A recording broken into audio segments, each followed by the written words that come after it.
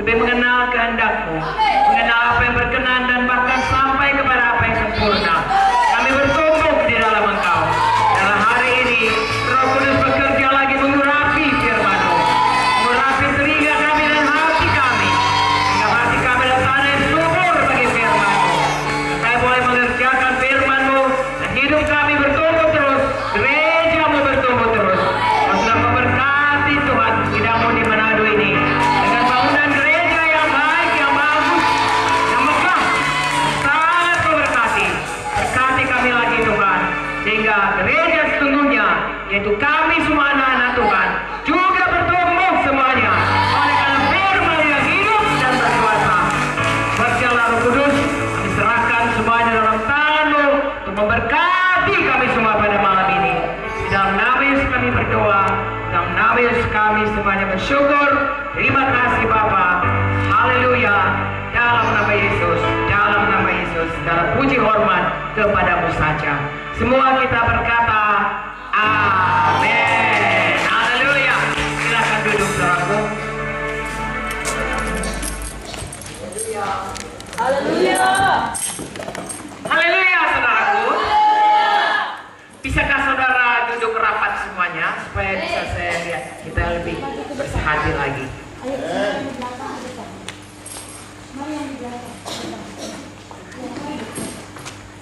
Saya berusaha untuk tidak terlalu lama. Kadang-kadang kalau saya bicara bisa sampai 2 jam. Tapi hari ini mari kita bersuka cita karena Tuhan sudah begitu baik bagi kita semua. Pertama kita bersyukur saudaraku karena gereja ini sudah siap. Amin. Ya, kita lihat sudah berdiri dan sudah siaplah namanya ini. Itu semuanya karena kasih karunia Tuhan.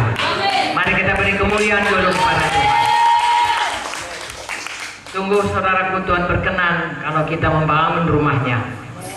Dan untuk itulah kita hari ini ada di sini untuk bersama-sama bersyukur kepada Tuhan dan berdoa supaya tempat ini betul-betul saudaraku menjadi berkat. Tuhan berkata bahwasanya kita ini menjadi berkat keturunan Abraham. Abraham itu menjadi berkat bagi bangsa-bangsa dan kita keturunannya, kita juga menjadi berkat. Jadi biarlah dengan dibangunnya gereja ini, kita akan lebih lagi memberkati bangsa-bangsa, memberkati jiwa-jiwa, memberkati kota Manado, bahkan sampai keluar dari Manado. Hari ini saya mau sampaikan kepada saudara sedikit mengenai rumah Tuhan ini, saudaraku. Karena sebenarnya rumah Tuhan itu yang sesungguhnya adalah kita semua. Ya, tetapi kita bersyukur Tuhan juga memberikan kita kasih karunia-Nya, berkatnya, supaya kita juga bisa membangun gedung ini yang disebut namanya gereja. Ya, sebab kalau pemerintah dia tidak tahu kalau kita akan gereja itu adalah tubuh Kristus, nggak ngerti dia. Kalau dikatakan gereja ya ada bangunannya. Jadi kita tunduk pada pemerintah, kita bangunlah bangunannya, kita buatlah organisasinya, dan kita katakanlah namanya, misalnya di sini GKI Manado, tempat lain-lain lagi. Tapi yang sebenar-benarnya gereja adalah kerajaan sorga yang ada dalam anak-anak Tuhan yang sudah mengenal dan percaya pada Tuhan Yesus, lalu berhimpun di satu tempat. Ya, nanti kita lihat dari firman Tuhan, saudaraku. Ya, kita bersyukur. Saya mulai saja dari bagaimana Tuhan menciptakan manusia ini, supaya kita mengerti untuk apa kita ada di gereja ini. Haleluya.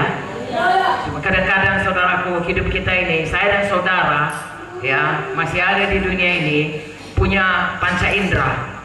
Jadi kita berjalan paling banyak ditentukan oleh panca indera kita, yaitu apa yang kita lihat, apa yang kita cium, apa yang kita dengar, apa yang kita rasa, dan apa yang kita cecak. Namanya panca indera. Itulah manusia. Tetapi kalau kita sudah lahir baru, sudah punya Yesus dalam hidup kita, Roh Kudus tinggal dalam kita, ada panca indera rohani. Saudaraku, yang tidak berjalan sesuai firman Tuhan berkata, orang benar tidak berjalan dengan penglihatan, dengan panca indera, tapi dengan iman. Itu namanya panca indera rohani. Saudaraku, ya, misalnya gampang saja, selalu diberitakan oleh Ibu Vicky atau Ibu Joyce, kalau kita sakit, saudaraku, panca indera kita semua mengatakan saya sakit, ya. Hidung saya berkata tupat, mata saya berkata berkunang-kunang, kuping saya mendenging, lidah saya berkata pahit, nggak suka makan, badan saya berkata panas dingin. Nah, itu panca indera berkata, ya, badan kita, ya, senses kita berkata saya sakit. Tapi ada satu panca indera lagi, saudara, bagi orang percaya, panca indera yang ke-6, 1 lawan 5. Panca indera yang ke-6 ini berkata, oleh bilur-bilur Yesus saya sudah sembuh. Nah, itulah dia contohnya. Jadi kalau kita sudah mengenal Yesus, kita berjalan dengan panca indera rohani kita, dengan iman kita, dan itu ditentukan oleh firman Tuhan. Dari mana kedatangannya iman? Dari mendengar berita firman Tuhan. Haleluya. Perempuan yang sakit 12 tahun berdarah itu, dari mana dia mulai sembuh? Ketika dia mendengar berita-berita tentang Yesus. Lalu timbullah imannya, dan dia berkata, kalau ku jamah saja jubahnya, aku pasti sembuh. Iman itu selalu mengalahkan semua panca inderanya. Dia masih berdarah, dia masih lemas, dia masih sakit waktu dia berkata. Tapi panca indera rohaninya, imannya berkata, kalau ku jamah saja, aku pasti sembuh. Dan dia bertindak sesuai dengan imannya. Dia datang ke tempat Yesus, dia halangi semua, atau dia atasi semua halangan-halangannya. Dan pada waktu dia jamah, betul-betul dia sembuh. Amin. Haleluya. Hari ini kita belajar dengan panca indera rohani. Amin. Jadi kalau anak Tuhan, saya percaya kita ini semua sudah anak Tuhan, bahkan pelayan Tuhan, hamba-hamba Tuhan dari 3 gereja di Sulut, saudaraku. Amin. Ya, kalau anak Tuhan itu berjalan, dia berjalan dalam 2 dunia. Ya, seperti saya katakan tadi, satu dunia yang kelihatan ini dengan panca indera badani, ya, satu lagi dengan dunia yang tidak kelihatan, yaitu dunia rohani dengan panca indera yang sesuai dengan firman Tuhan. Jadi kalau orang lain selalu berkata mustahil, anak Tuhan berkata tidak ada yang mustahil bagi kita yang percaya. Amin, saudaraku. Kalau orang lain berkata bagus itu, tapi kalau Tuhan berkata bodoh, bodohnya itu, saudara. Ya, misalnya orang yang kaya itu, dia menimbun, dia menimbun, dia menimbun. Firman Tuhan berkata, dia mempunyai kesimpulan, oh, senanglah jiwaku, hartaku banyak, ku bangun lagi lumbung, cukup untuk bertahun-tahun. Tetapi firman Tuhan berkata, hai bodoh, kalau malam ini jiwamu diambil, kemana itu semuanya? Bukan salah kaya, tetapi firman Tuhan berkata, kalau orang kaya di dunia ini tapi tidak kaya rohani, itu namanya bodoh.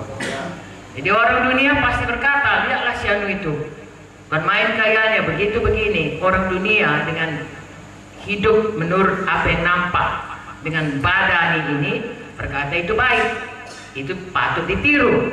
Tapi firman Tuhan, lagi-lagi dunia yang tidak nampak, saudaraku, berkata itu bodoh. Bagi kita, anak-anak Tuhan, kita berjalan dengan iman, kita percaya firman Tuhan ini. Itu sebabnya malam ini saya minta saudara percaya firman Tuhan ini, sehingga saudara tahu betapa baiknya gedung ini dan apa maksud Tuhan mendirikan gedung ini. Haleluya. Lebih jauh lagi, apa maksud Tuhan dalam hidup kita. Amin.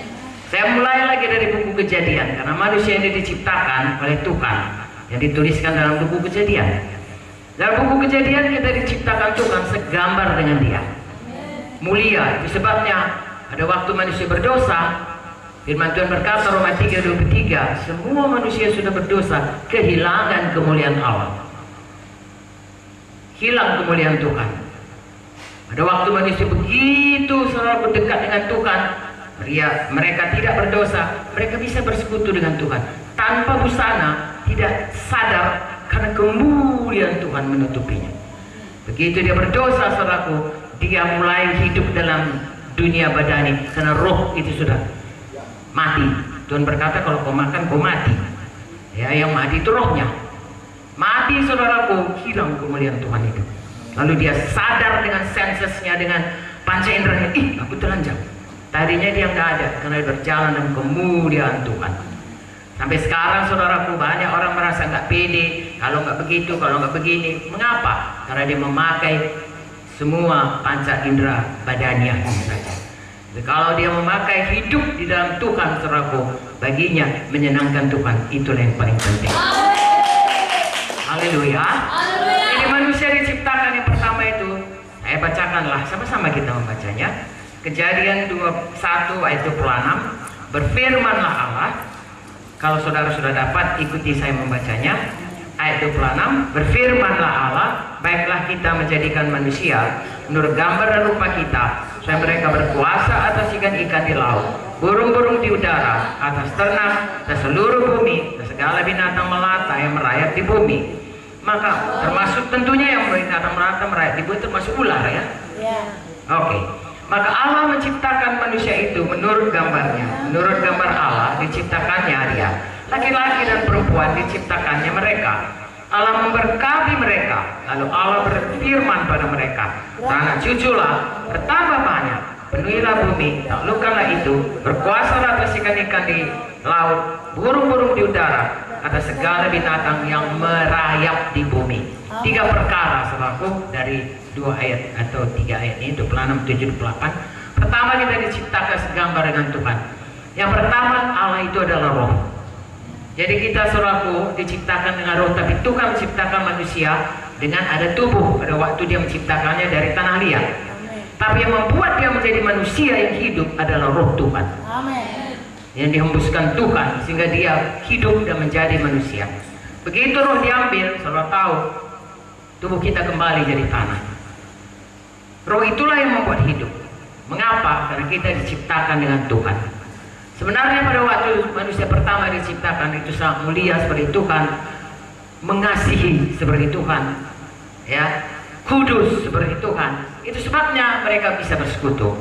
Dikatakan pada sore hari mereka bisa berkomunikasi, ya, berfellowship, sampai manusia itu kemudian berdosa. Tuhan sebenarnya menyediakan segala sesuatunya kepada manusia pertama. Satu taman yang begitu indah, kalau saudara baca, ya, hanya untuk 2 orang. Begitulah Tuhan itu baiknya. Sampai sekarang pun kebaikan Tuhan tidak berkurang. Dia tetap selama-lamanya. Tuhan itu baik. Apapun kata orang, firman Tuhan ya dan amin. Tuhan itu baik. Beri syukur bagi Tuhan sebab dia baik. Kasih setianya kekal selama-lamanya. Nah, saudaraku, lalu kemudian dikatakan yang kedua, selain segambar dengan Tuhan, manusia ini juga berkuasa. 2 kali diulangi, berkuasa di bumi. Jadi Tuhan berikan dia berkuasa di bumi ini. Dia memerintah atas segala binatang, atas segala keadaan di bumi ini. Dan kalau kita lihat sekarang, saudara, digigit nyamuk aja bisa demam berdarah. Begitulah keadaan manusia sudah jatuh kepada dosa. Yang ketiga, memenuhi bumi ini. Saudaraku, sebenarnya Tuhan menciptakan Taman Eden itu bagi kita, untuk Tuhan bisa datang atau Tuhan bisa bersekutu dengan kita di Taman Eden. Tuhan ada pohon kehidupan kekal sebenarnya. Tuhan mau memberikan itu. Dan saya percaya kemungkinan karena Tuhan berkata boleh dimakan semua pohon kecuali yang satu ini. Itu sebabnya Adam dan Hawa bisa terus hidup sampai dia berdosa. Pada waktu dia berdosa, maka pohon kehidupan itu akan dia diusir dari Taman Eden. Tidak bisa lagi dimakannya. Dan saudara lihat, tempo 1000 tahun dia mati.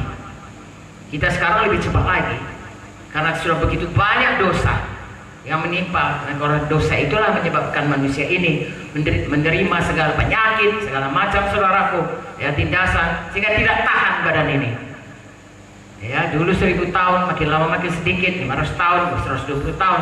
Dan buku Mazmur dikatakan 70 tahun, 80 tahun kalau kuat. Begitulah keadaan manusia ini. Kenapa? Karena dosa. Padahal Tuhan sebenarnya mau supaya manusia ini hidup selama-lamanya dan hidup selama-lamanya dengan memenuhi bumi ini. Karena Tuhan memberikan kemampuan bagi manusia untuk berkembang biak. Nah, saudaraku, hal itu semuanya gara-gara dosa kacau. Saudara baca begitu kacaunya, begitu jahat, bertambah jahat. Bukannya bertambah baik mereka sesudah Tuhan keluarkan, karena Tuhan tidak ada lagi dalam hidup mereka. Mereka seperti tadi mengikuti apa yang kehendak dagingnya saja. Sampai zaman Nabi Nuh, lalu Tuhan begitu marah, saudaraku, menyesal mengadakan manusia, sehingga dia bunuh semuanya dengan air bah, kecuali dia berkenan hanya pada Nuh. Saudara baca buku Kejadian, Nuh dan seluruh keluarganya diselamatkan Tuhan. Sebenarnya saudaraku, Nuh bisa dipakai Tuhan untuk memulai ras manusia yang baru. Karena Tuhan berjanji pada Kejadian 3:15, nanti keturunan perempuan ini akan meremukkan kepalamu, tetapi engkau akan mematuk tumitnya. Itu gambaran seorang yang dikirim Tuhan atau disediakan Tuhan untuk memulihkan manusia ini kepada Tuhan. Itulah Tuhan Yesus. Tetapi saudaraku, Tuhan Yesus belum datang. Siapakah dipakai Tuhan untuk melahirkan atau untuk menghadirkan Tuhan Yesus di bumi ini? Nuh tidak bisa. Begitu dia selamat saudaraku, langsung saja dia mabuk, lalu Ham anaknya malah kena kutuk, dan kemudian Nimrod membuat menara sampai ke Babel. Mari kita buat menara sampai ke langit, sampai ke sorga, sampai ke tempat Tuhan, dan kita cari nama. Nah, Tuhan saudaraku tidak suka kalau orang itu seperti Lucifer, ya, mau menandingi Tuhan. Dan Tuhan pecahkan semua bahasanya. Puji Tuhan, sekarang Tuhan persatukan lagi bahasanya dengan bahasa roh. Amen. Semua seluruh orang yang percaya Tuhan saudaraku, semua punya satu bahasa, namanya bahasa roh. Amen. Bukan bahasa Inggris saudaraku, bahasa roh, ya. Walaupun kita nggak tahu bahasa Inggris, kalau kita tahu bahasa roh, kita satu dalam Tuhan. Amen. Nah saudaraku, begitulah Tuhan sampai kepada berikutnya. Tuhan pilih satu orang, ya, namanya Abram. Dia panggil Abram ini untuk bisa memberkati bangsa-bangsa, dan dari Abram ini keturunannya itulah janji Tuhan digenapi. Saudara tahu Abram beranak Ishak, Ishak beranak Yakub, Yakub beranak atau Israel beranak 12 suku. Dari 12 suku ini Tuhan panggil satu namanya Raja Daud, dan anak dari Daud ini yang sungguh-sungguh berkenan kepada Tuhan. Saudara baca dalam buku Kisah, Daud itu seorang yang berkenan, dan dari Daud inilah turun Tuhan Yesus. Yesus anak Daud. Haleluya. Untuk apa dia datang? Untuk memulihkan kembali manusia yang sudah kehilangan kemuliaan Allah. Karena Roma 3:23 berkata sudah berdosa, tapi Roma 6:23 berkata kasih karunia Tuhan. Mari kita baca ya. Roma 6:23, Roma 3 dahulu. Roma 3:23.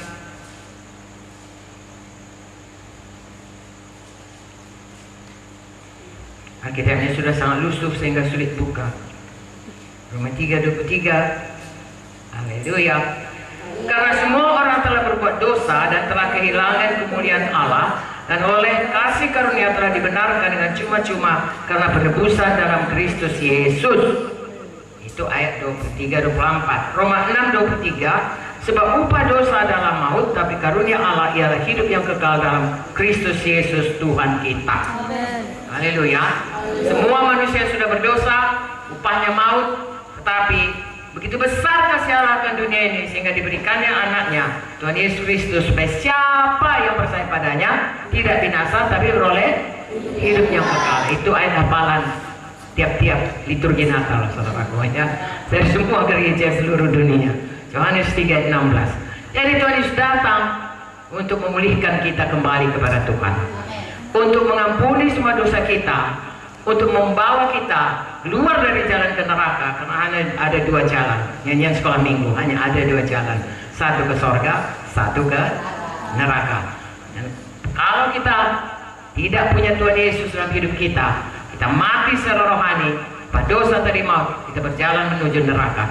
Jadi begitu kita selamat, maka kita dipindahkan dari kerajaan gelap pada kerajaan terang anaknya. Kita pindah dari jalan ke neraka ke jalan ke sorga. Amin. Haleluya. Nah, itulah yang dikatakan dengan lahir baru. Amin, saudaraku. Pada waktu kita terima Tuhan Yesus, saudara tahu, barang firman Tuhan berkata, saudaraku, barang siapa yang percaya pada Injil dan dibaptis, dia akan diselamatkan. Yang tidak percaya, dia akan dihukum. Dengan kata lain, tidak ada jalan keselamatan di dunia ini kecuali Yesus. Tidak ada jalan kita keluar dari neraka kecuali menerima Yesus sebagai penebus, sebagai juru selamat, sebagai Tuhan dalam hidup kita. Sebabnya Roma 10 ayat 9-10 berkata, dengan hati orang itu percaya Yesus itu sudah mati tapi bangkit pada hari yang ketiga, dan dengan mulut orang mengaku Yesus itu Tuhan. Bukan hanya juru selamat, Tuhan. Artinya tidak ada yang lain yang kita sembah. Paling utama dalam hidup kita, Tuhan. Haleluya. Cuma kadang-kadang manusia ini, saudaraku, membuat Tuhan itu juru selamat, tapi tidak menjadikannya Tuhan, dan itu tidak membawa dia kembali kepada Bapa, kepada maksud Tuhan. Mengapa? Karena sesudah kita selamat, kita sudah dapat sorga. Siapa percaya kalau sudah selamat, dia sudah ada namanya di sorga, rumahnya di sorga. Puji Tuhan. Haleluya. Tapi kenapa tidak begitu kita selamat, Tuhan tidak membuat kita langsung mati? Kan sudah siap, sudah selamat, mati kan bisa. Tuhan Yesus, kuterima kau, tak mati, kubur, kita udah di sorga. Tapi nyatanya tidak. Tuhan memberikan kita hidup. Untuk apa? Untuk supaya kita kaya, untuk supaya kita sehat saja. Kalau hanya itu, 1 Korintus 15 ayat 19 berkata, kita orang yang paling malang. Karena ada panggilan Tuhan bagi kita. Tadi kita sudah baca, kita diciptakan segambar dengan Allah. Dan juga kita sudah baca, kita diberkati, kita dipanggil Allah untuk memberkati bangsa-bangsa. Artinya saya harus berubah. Menjadi seperti Yesus, dipulihkan kembali segambar dengan Tuhan. Sepanjang jalan hidup saya memberkati orang lain, membawa orang lain juga berubah. Membawa orang lain juga keluar dari jalan ke neraka, bersama-sama pergi ke jalan ke sorga, dan bersama-sama bertumbuh, berubah. Itulah sebenarnya, itu sebabnya ada gereja ini. Perintah agung itu digenapi Tuhan, atau disuruh Tuhan kita, supaya kita bisa menggenapi rencana Tuhan bagi saya, bagi saudara, bagi semua orang selamat. Kita dipanggil untuk berubah, dipulihkan kembali. Kita tidak bisa kembali ke Taman Eden, itu sudah ditutup Tuhan. Tapi kita nanti akan sampai di Yerusalem baru. Haleluya. Yerusalem baru itu, saudaraku, seperti Taman Eden, tetapi bukan Taman Eden, karena dunia di mana Taman Eden ada sudah rusak. Dunia ini harus diberikan Tuhan lagi, diciptakan Tuhan. Dunia baru, langit baru, dan Yerusalem baru. Haleluya. Sekarang ini, saudaraku, Tuhan memilih Abraham jadi bangsa pilihannya dan memilih Yerusalem, di mana bait Allah didirikan. Tapi karena dunia ini begitu rusak, itu semua dihancurkan. Pada suatu waktu nanti, waktu Yesus datang, saudaraku, kemudian kerajaan 1000 tahun, nanti itu lebih panjang lagi ceritanya, tapi secara singkat, lalu kemudian bumi baru, langit baru, Yerusalem baru, dan kita akan tinggal bersama Tuhan selama-lamanya, selama-lamanya, selama-lamanya. Sebelum sampai saat itu, ada misi, ada panggilan, ada rencana, ada tugas kita. Banyak orang tidak tahu, atau banyak orang tahu, tapi tidak mengerjakannya. Hari ini, karena gereja ini sudah ada, biar kita ingat kembali. Untuk apakah kita, saudaraku, dipanggil Tuhan untuk selamat? Untuk apakah gereja ini tempat kita kebaktian? Saya ulangi, untuk Tuhan memulihkan kita, mulai dari kita lahir baru, hari lepas hari, dan untuk kita dipakai Tuhan sebagai tubuhnya. Karena waktu Yesus di bumi ini, dia menginjil, membawa orang datang kepadanya. Sekarang dia sudah di sorga, kita di sini. Kita disuruh Tuhan mengerjakan sebagai tubuh Kristus, mengerjakan pekerjaan, bahkan pekerjaan lebih besar lagi. Tuhan Yesus tidak pernah lewat 50 mil, ya, dia berjalan di bumi ini dari Samaria, dari Galilea ke Yerusalem, saudaraku, kira-kira sekitar 50 mil. Saya sudah entah berapa ratus mil tadi dari Medan sampai kemari, saudaraku. Ya, begitulah. Ada lagi orang keliling-keliling dunia lagi dia. Nah, saya percaya saudara pun bisa begitu, keliling-keliling dunia. Nah, untuk itulah, dengan singkatlah saya katakan, saya ulangi lagi, Tuhan mau kita berubah hari lepas hari, dan Tuhan mau kita seperti tadi katakan beranak banyak, ya, anak rohani, lagi-lagi anak badani boleh. Orang Batak maranak 10 orang, berburu 10 pin, 33 anaknya. Ya, saya tidak tahu 33, yang saya tahu John Wesley, ya, bersaudara, kalau saya tidak salah 17 orang. Tapi semua dididik oleh ibunya dan bapaknya pendeta. Jadi hamba-hamba Tuhan, orang yang percaya sama Tuhan. Dan anak-anaknya, saudara, dipakai Tuhan luar biasa untuk dunia ini. Untuk itulah kita dipanggil Tuhan. Ya, sekali lagi saya ulangi, tidak, karena firman Tuhan ulangan berkata, ajarkanlah kepada anakmu berulang-ulang. Jadi nanti di sini saya akan ajarkan berulang-ulang perkara yang sama. Saya dan saudara harus berubah tiap hari, sehingga kita makin hari makin menjadi segambar dengan Tuhan. Karena itulah rencana Tuhan. Saudara, kalau bangun gereja ini, apapun dibilang mesti siap gereja ini. Begitulah sifat Tuhan. Apapun rencananya, mesti jadi. Dia ciptakan kita segambar dengan Dia. Apapun dibikin setan, mesti kembali segambar dengan Dia. Makanya saya dan saudara sudah selamat, ikutilah rencana Tuhan ini. Berubahlah tiap-tiap hari. Yang kedua, yang satu lagi, yang penting lagi, dikatakan tadi berkuasa. Itu hanya dikerjakan Roh Kudus. Makanya saya dan saudara penuh Roh Kudus. Maka dalam hidup kita ini kita melihat, kalau tadinya kita adalah hamba setan, ditipu setan, sekarang kita punya kuasa bahkan mengusir setan dalam nama Yesus. Dan roh di dalam kita lebih besar daripada segala roh yang ada dalam dunia ini. Ya, haleluya. Untuk gereja Tuhan berjanji, ya, alam maut, pintu gerbang alam maut tidak bisa mengalahkannya. Berarti kuasa Tuhan yang ada pada gereja lebih besar daripada kuasa manapun daripada setan iblis. Haleluya. Yang ketiga, beranak. Ya, beranak itu saudaraku, yaitu anak-anak yang kekal yang sampai ke Yerusalem baru. Apakah itu? Yaitu anak-anak rohani yang saudara menangkan dan saudara muridkan dalam hidup saudara. Jadi saya dan saudara harus bersungguh-sungguh hati dalam hal ini. Untuk itulah Tuhan memberikan perintah agung. Apa sayang? Perintah agung. Mari kita baca perintah agung. Di mana itu ditulis? Bagus. Matius 28 ayat.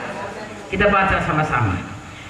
Telah Yesus mendekati mereka dan berkata, kepadaku telah diberikan segala kuasa di sorga dan di bumi. Karena itu pergilah, jadikanlah semua bangsa muridku, baptislah mereka dalam nama Bapa, Anak dan Roh Kudus. Ajarlah mereka melakukan segala sesuatu yang telah kuperintahkan padamu. Ketahuilah, aku menyertai kamu senantiasa sampai kepada akhir zaman. Saudara bisa baca lagi dalam Markus 16 ayat 15 sampai 20. Bagaimana Tuhan betul-betul menggenapi ini dengan meneguhkan pemberitaan Injil mereka dengan tanda ajaib dan mujizat. Dengan memberikan tanda bagi orang percaya, mengusir setan, meletakkan tangan, ya, makan racun sekali, itu semuanya dipenuhi Tuhan. Segala kuasa ada padaku, ya, pergilah, aku menyertaimu sampai kepada akhir zaman. Ya, saudara baca itu dan simpan dalam hati dan kerjakan. Menginjil, di sini dikatakan menginjil dan memuridkan. Besok ada KKR, itu menginjil. Saudaraku, menginjil itu Tuhan berkata pergi. Ya, jangan tunggu di rumah, jangan tunggu di gereja, jangan tunggu di ruang doa. Bagus kita berdoa untuk jiwa-jiwa, tapi tidak cukup. Habis berdoa, menginjil, pergi. Bagus kita bangun gereja, habis bangun, pergi. Amin. Jadi besok jangan tunggu, jangan sebar undangan, lalu saudara tunggu di sini, tidak.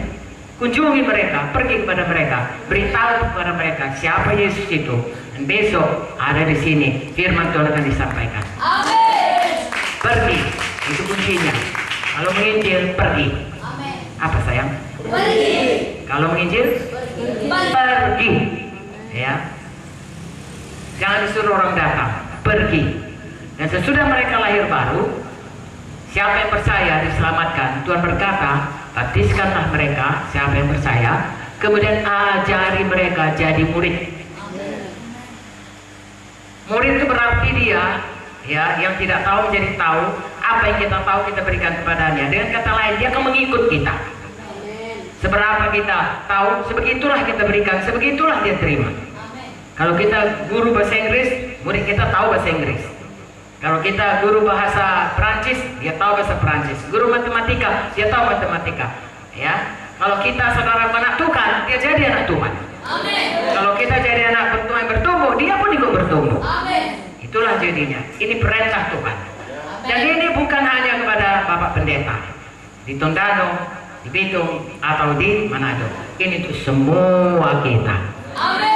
Sebab semua kita harus berubah, semua kita harus menggenapkan perintah agung. Amin. Memuridkan dan menginjil dan memuridkan. Haleluya. Bagaimana ini? Sudah berhenti saja? Sambung sedikit lagi. Oke. Jadi saudaraku, kalau namanya menginjil kita pergi. Kalau namanya memuridkan, lihat pada saya. Pernah saudara lihat orang berkata, kau di mana sekolah? Oh, aku murid SMA 1 Manado misalnya. Ada di sini SMA 1? Ada. Manado, ada ya? Ada. Nah, saya murid SMA 1 Manado. Ada gedung sekolahnya enggak? Ada. Bisa orang SMA 1 Manado, kemana kau hari ini? Oh, saya mau pergi ke SMA 5. Besoknya lagi SMA 7. Besoknya lagi ke pantai. Besok lagi ke gunung. Tapi namanya SMA 1, pasti dia DO. Dikeluarkan dari sekolah itu. Gagal. Dia harus bisa murid dia tetap di sekolah itu. Setia di sekolah itu. Bertumbuh di sekolah itu. Lulus ujian. Itulah murid. Dan itu bukan hanya dari pihak murid saja, guru dan murid sama-sama kerjasama. Yang mengajar, rela mengajar, berkorban untuk mengajar, sayang sama diajar, sungguh-sungguh hati mengajar. Yang diajar pun begitu, mau diajar, patuh diajar, rela diajar, sungguh-sungguh berkorban juga untuk diajar. Hari hujan pun pakai payung datang ke sekolah, pakai payung datang ke gereja. Dari gedung gereja ini, itu sebabnya kalau tadi hanya menginjil saja dan memuridkan pun tidak perlu ada, kita nggak usah bangun gedung. Dulu kami buat begitu, Yayasan Pelayanan Kristen I Care. Kami selamatkan semuanya, saudaraku, itu sangat fenomenal. Ya, banyak sekali. Sampai sekarang pun saya keliling Indonesia sampai ke Timor Leste, saya masih ketemu orang-orang bekas penginjilan itu. Tapi tidak di GKI, ada yang jadi hamba Tuhan, ada yang tidak jadi hamba Tuhan, ada yang jadi preman dan lain sebagainya. Seharusnya sesudah demikian dimuridkan. Kami waktu itu belum tahu, maka akhirnya kami dirikan GKI karena sangat frustrasi. Sesudah sekian lama diajari tidak bertumbuh. Sudah tahu kalau anak-anak kita lahir tidak dirawat, apalagi tidak sekolah, besar-besar bisa jadi preman. Ya, kalau tidak dirawat bisa mati, tidak cukup makan. Itulah kerja orang tua ataupun guru. Ya, karena orang tua ya harus bertanggung jawab akan anak-anaknya. Kita yang selamat serang bertanggung jawab akan murid-murid kita. Haleluya. Saya kembali lagi kepada perintah agung ini. Jadi saya dan saudara tidak terkecuali harus sama-sama menginjil. Pergi. Ya, tidak. Tentunya kita sesudah kita selamat, kita punya tempat pelayanan masing-masing. Nanti saya bicara soal itu. Misalnya ada penyanyi, ada pemusik, ada bapak gembala, ya, ada yang celebration, ya, ada yang multimedia, ada yang nyapu. Kalau nggak disapu nih tadi nggak bisa kita di sini, saudaraku, kebaktian. Ya, harus ada yang menyapunya dan lain sebagainya. Semua itu masing-masing ada, tapi itu tidak bisa diberikan kepada satu departemen penginjilan, tidak. Oke lah, departemen penginjilan itu bisa menolong untuk mengaturkannya. Tapi tiap-tiap anak Tuhan, dia harus patuhi perintah agung. Pergi menginjil. Karena itulah buah kita yang kekal. Buah yang kekal itulah nanti yang dibawa ke sorga. Ke Yerusalem baru. Yaitu jiwa-jiwa yang kita bawa dan hidup kita yang berubah. Haleluya. Jadi semua kita harus pergi menginjil. Saya saksikan, saudaraku, saya dulu mula-mula selamat, saya tidak pernah training, tapi ada Roh Kudus, ada kasih Tuhan, ya, yang berkata kalau dia mati dia kemana?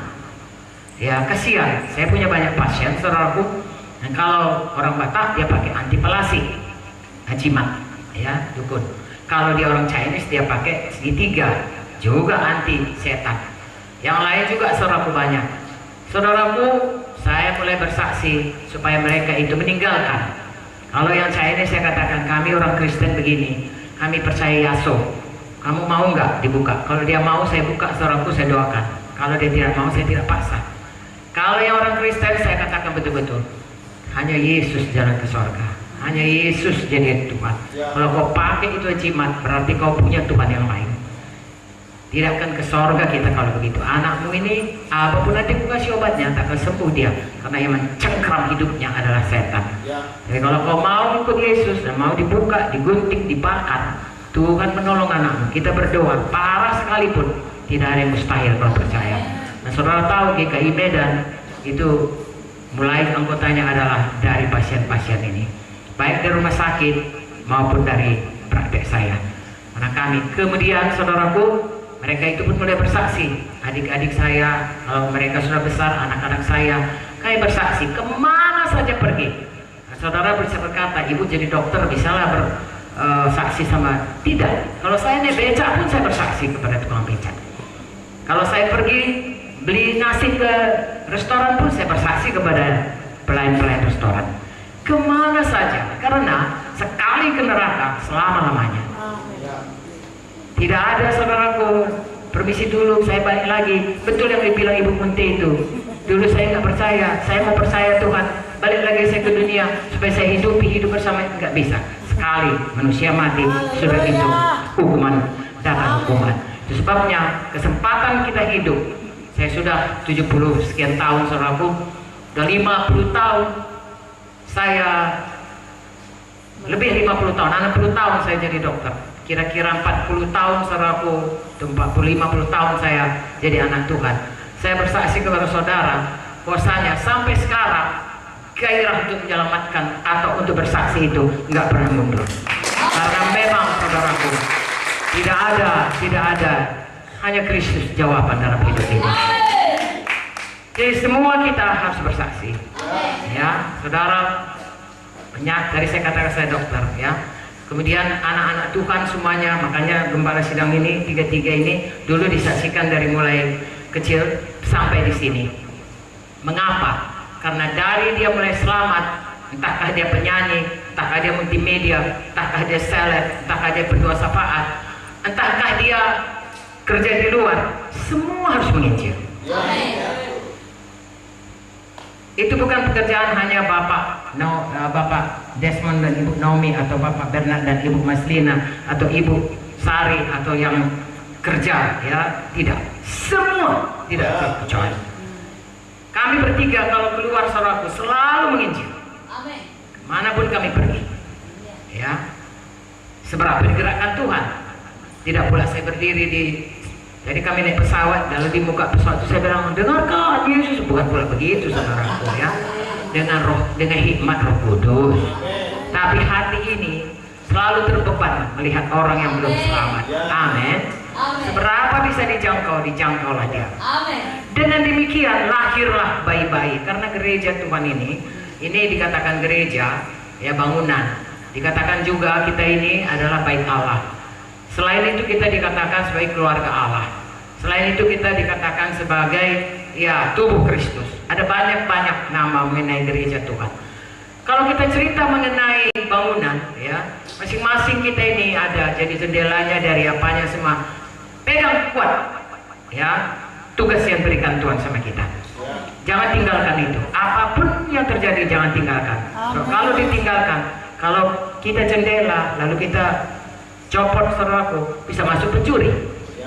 Ya, ini batu-batu ini bisa rusak, bisa goyang, tapi kalau kita semua berdiri teguh, maka gereja atau jemaat Tuhan itu kan kuat. Semua kita bertanggung jawab. Selain itu kita juga dikatakan keluarga Allah. Keluarga Allah itu ada mamanya, ada bapaknya, ada adiknya, ada saudaranya, ada kakaknya, ada abangnya. Kita semua juga begitu. Kalau saudara sudah menangkan jiwa, saudara harus pelihara jiwa itu. Harus muridkan jiwa itu. Bukan hanya bapak dan ibu saja, ya, atau ibu. Mengapa? Coba kalau satu keluarga, semua ibu dan bapaknya saja. Kalau yang satu berak, cebok, yang satu lapar, minum.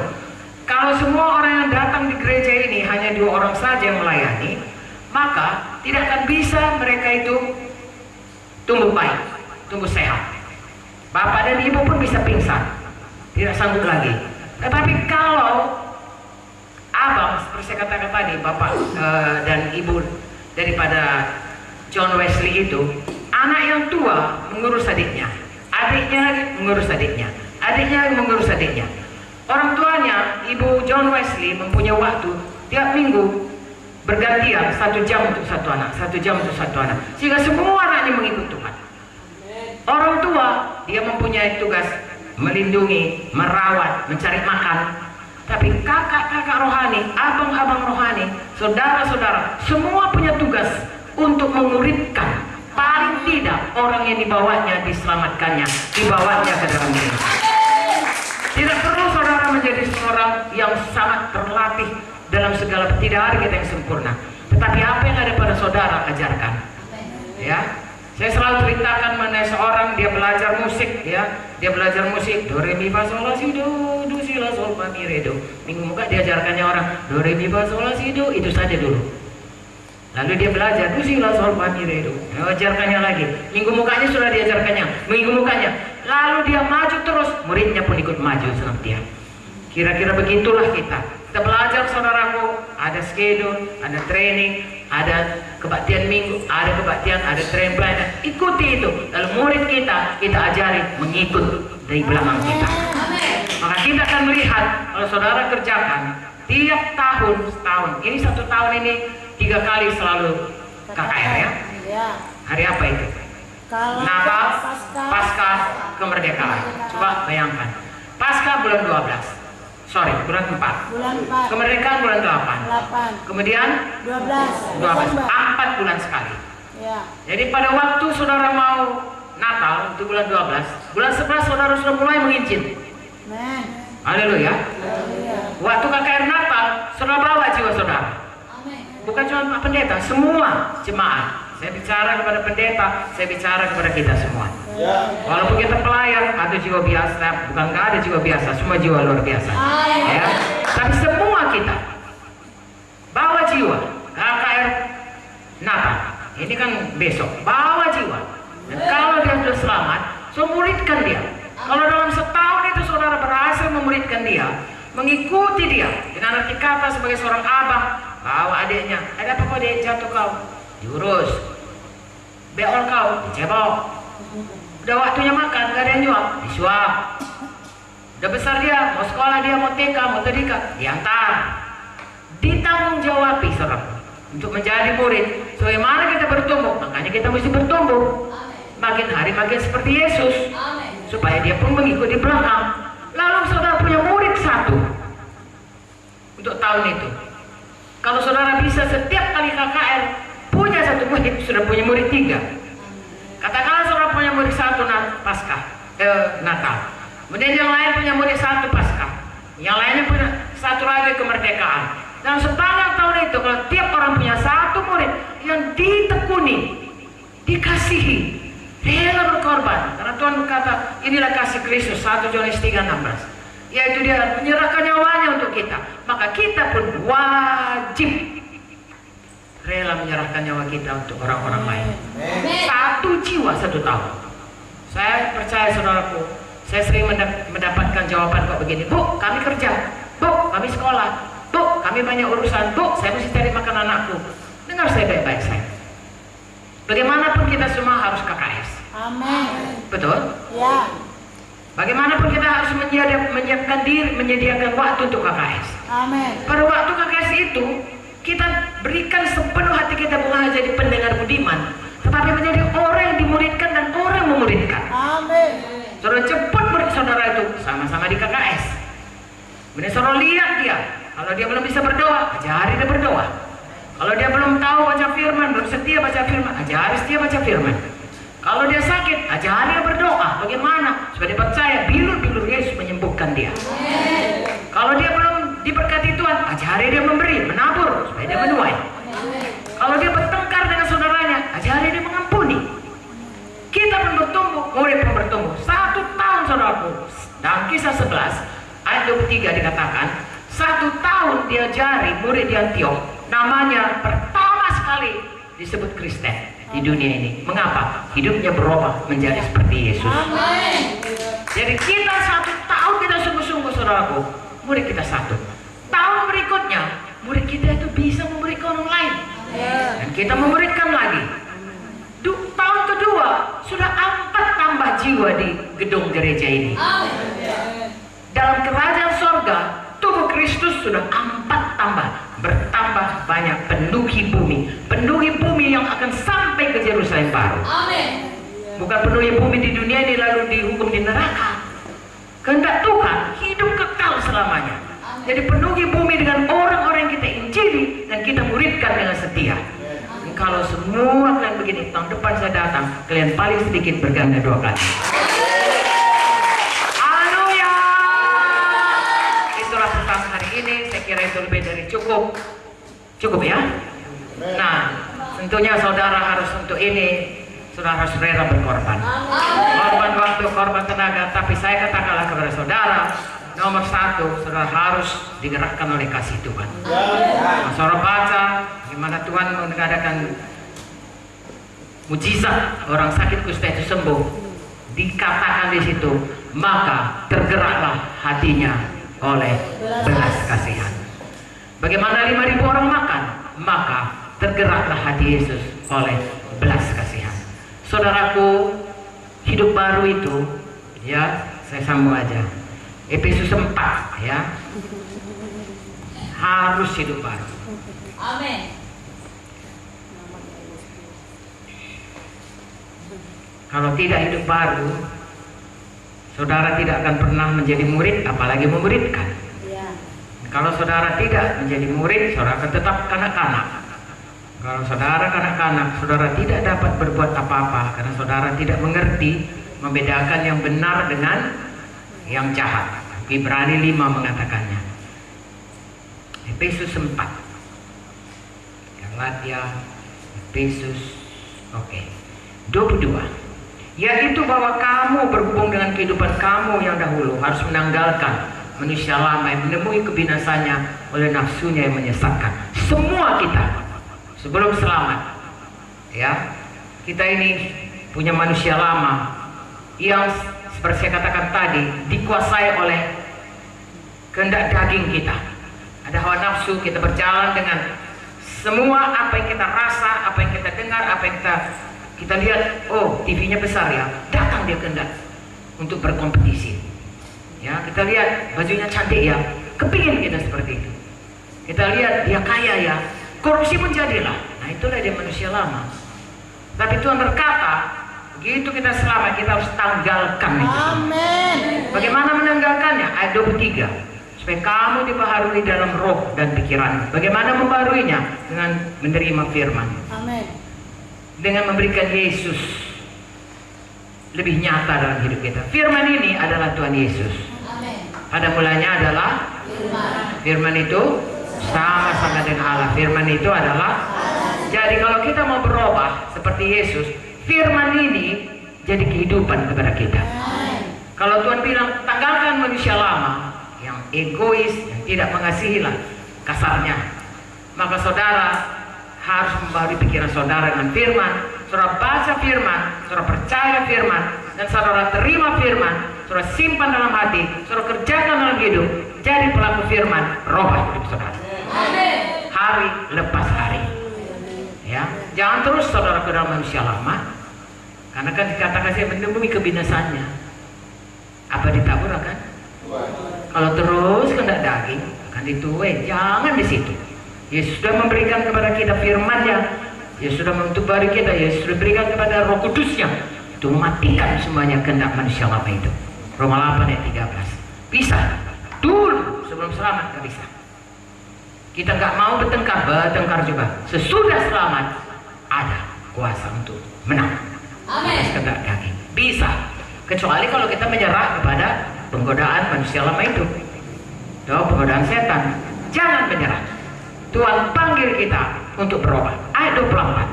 Dan mengenakan manusia baru yang diciptakan menurut kehendak Allah dalam kebenaran dan kekudusan yang sesungguhnya, sehingga hari lepas hari manusia baru itu makin nyata dan kita makin menjadi seperti Yesus. Amin. Lalu jadilah kehendak Tuhan dalam hidup kita. Kapan kita mati atau kapan Yesus datang, kita siap menunggu kedatangannya. Saya dan saudara pasti mati. Syukurlah tidak dikasih Tuhan tahu kapan kita mati. Ya, tapi Tuhan berkata sewaktu-waktu dia akan datang. Dan setiap orang pasti mati.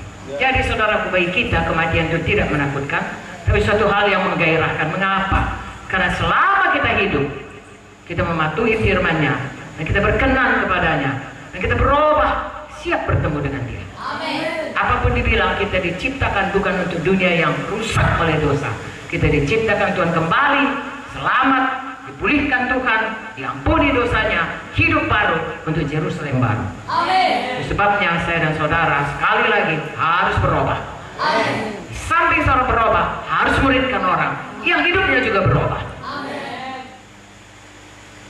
Saya suka berkata negatif, tapi kalau udah 5 tahun saudara mengikut Tuhan, tidak ada murid, mari mulai. Belum terlambat. Halo? Belum terlambat. Ya, mungkin selama ini kami masih, ya saya masih kurang sering datang kemari lah misalnya. Ya. Tapi mari semuanya. Ya. Kalian ada training, ya kami buat training. Saya dulu nggak pernah training. Tahu nggak saudara? Saya takut tuh bersaksi itu, takut. Karena kalau saya bersaksi, saya bilang Yesus itu juru selamat. Kalau kau percaya, kau bisa sembuh. Kalau mati dia di meja saya, ditutup praktek saya. Warung kami ditutup istilahnya. Kalau warung ditutup, habislah mata pencaharian saudaraku. Maluna ini ditulis di koran, dokter itu mati pasien di kota di prakteknya. Itu risikonya. Tapi Tuhan Yesus tidak membiarkan seorang pun yang percaya padanya dipermalukan. Dia selalu meneguhkan firman-Nya. Saya bisa bersaksi begitu banyak orang menerima kuasa Tuhan saudaraku oleh kesaksian. Ya baik saudaraku di dalam praktek, baik mahasiswa kedokteran, banyak mereka menjadi hamba-hamba Tuhan. Nah, saya bersaksi kepada mereka. Kadang-kadang ada juga cerdik seperti ular, terus hati seperti merpati. Kalau nggak mau kau dengar apa yang ku bilang, tak mau ku teken jurnal kau. Saya teken juga nya saudaraku, tidak mau. Detailman datang, dia bilang, dok belilah ini, pakailah ini. Ini produk kami. Oke, sebelum kau jual produk kau dengar dulu produkku. Saya katakan, apa produk? Dokter punya usaha. Produkku tak bisa kau imbangi. Produkku produk sorga. Keselamatan bagi jiwa. Banyak juga yang selamat saudaraku. Apapun profesi kita dilengkapi Tuhan dengan kasih-Nya. Kita dilengkapi Tuhan dengan Injil yang adalah kuasa menyelamatkan setiap orang percaya. Dilengkapi Tuhan dengan Roh Kudus, membuat orang terbuka wahyuan kepadanya. Yesus itu Tuhan. Membuat dia bisa menerima Tuhan Yesus dan kemudian menjadi murid saudara, dan kelak menjadi upah saudara yang kekal, mahkota kemegahan bagi saudara. Haleluya. Nah, sebelum kita berdoa untuk gereja ini, saya minta mungkin Ibu Vicky dan Ibu Joyce, bukan mungkin lah, haruslah. Haleluya. Apakah kita diberkati oleh firman Tuhan dari Ibu Munte? Yang diberkati sekali katakan amin. Saudaraku, kita sangat bersyukur tentunya untuk gedung gereja ini. Amin saudaraku. Amin. Tapi seperti kata Ibu Munte tadi, kitalah gereja Tuhan yang sesungguhnya. Dan dari firman Tuhan tadi kita mengerti semua kita harus mau bertumbuh, berubah dan berbuah bagi Tuhan. Amin. Mau menanggalkan manusia lama, mau menjadi manusia baru, mau dewasa rohani. Kita sudah dengarkan dari Ibu Munte tadi, dari Kejadian 1, bagaimana Tuhan mau memulihkan kita. Tuhan mau kita segambar dengan Dia, dan Tuhan mau kita berkuasa. Yang percaya Dia di sini berkuasa, katakan amin. Kuasa atas dosa, berkuasa atas penyakit, berkuasa menang atas semua godaan-godaan setan. Dan tentunya tadi yang ketiga dari Kejadian 1 ayat 26 sampai 28, Tuhan mau kita beranak cucu memenuhi bumi. Sebagai gerejanya, sebagai tubuhnya, Tuhan telah memberikan perintah agung kepada kita untuk menginjil dan memuridkan. Mari kita lakukan dengan sukacita. Tadi sudah jelas dijelaskan dengan sejelas-jelasnya lagi oleh Ibu Munte, bahkan dengan tahapan dan contoh-contoh dari kesaksian hidupnya. Semua kita pergi menginjil. Kurang kuat amennya. Dimulai dari KKR kita besok hari. Kita bawa jiwa-jiwa untuk diselamatkan. Tiap jiwa berharga. Berapa yang bisa kita bawa, sebanyak-banyaknya kita bawa untuk Tuhan. Lalu kita muridkan mereka. Minimal 1 orang kita di sini memuridkan 1 orang lagi dalam 1 tahun. Siapa punya iman kalau dalam 1 tahun ke depan dia bisa memuridkan minimal 1 orang saja? Angkat tangannya. Mari katakan tinggi-tinggi, saya bisa memuridkan orang. Minimal 1 jiwa dalam 1 tahun ini. Yang sungguh-sungguh beriman dan percaya katakan amin. Saudaraku, lihat itu. Lihat dulu dengan iman, baru jadi. Amin saudara. Bahkan kata Ibu Munte tadi, dalam setahun kita bisa 3 kali KKR. Jadi kalau ada yang sudah kita bawa jiwa, belum berhasil kita muridkan, di KKR Paskah kita imani, bawa jiwa lagi yang itu berhasil kita muridkan. Lalu ada gereja ini dengan gedung sebesar ini segera kita penuhkan. Segera 2 kali kebaktian. Segera ibadah sore hari. Bahkan terus kita beriman dengan iman dulu, saudara. Amin. Kita buka KKS baru di daerah-daerah baru. Bahkan beberapa waktu lagi, beberapa tahun lagi, gereja Manado bisa membuka cabang baru lagi. Bisa, saudara. Memang itu adalah hal yang besar.